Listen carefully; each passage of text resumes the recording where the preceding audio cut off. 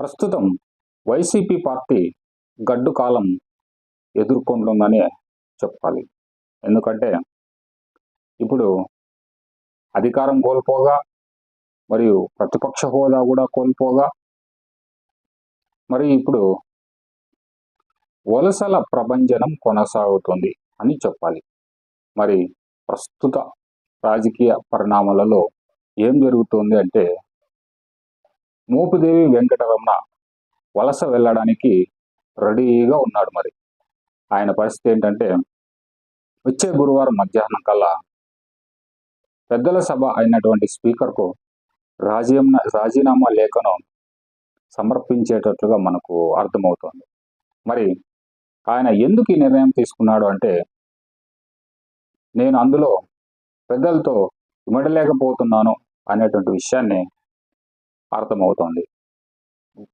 మరి ఆయన రేపల్లె నియోజకవర్గంలో ఎమ్మెల్యే సీటు ఆశించగా ఆయన ఓడిపోవడం జరిగింది. మరి దాంతోపాటు అధికారం కూడా కోల్పోవలసిన పరిస్థితి జరిగింది. కాబట్టి ఆయన నేను పార్టీ మారుతున్నట్లుగా విశ్వసనీయ వర్గాల ద్వారా మనకు సమాచారం ఉంది. కాబట్టి ఆయన ముఖ్యంగా జగన్కు సన్నిహితుడు మరియు వాళ్ళ నాన్నగారు అయినటువంటి రాజశేఖర రెడ్డి గారికి కూడా చాలా సన్నిహితమైన వ్యక్తి. అటువంటి వ్యక్తి ఈరోజు పార్టీ మారబోతున్నాడు అంటే ఆ పార్టీకి కొంచెం ఇబ్బందికరమైన విషయమే. అయితే జగన్కి సన్నిహితంగా ఉండడమే కాకోకుండా ఆయన్ని అన్ని కార్యకలాపాల్లోనూ పాల్పంచుకునే వ్యక్తి. మరి ఇప్పుడున్న పరిస్థితులను బట్టి ఆలోచన చేస్తే అతను పార్టీకి కార్యకలాపాలకు కూడా దూరంగా ఉన్నాడు. పార్టీ వ్యవహారాల్లోనూ అసలు నాకు ఏ సంబంధం లేదు అన్నట్టుగా ఆయన దూరంగా ఉన్నాడు.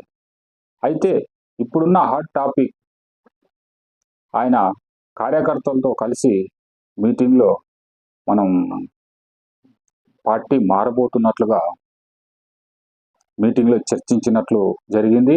దానికి తోడు పార్టీ కార్యకర్తలు కూడా మీరు మారితేనే బాగుంటుంది అన్ని సూచించినట్లుగా కూడా మనకు అర్థమవుతుంది.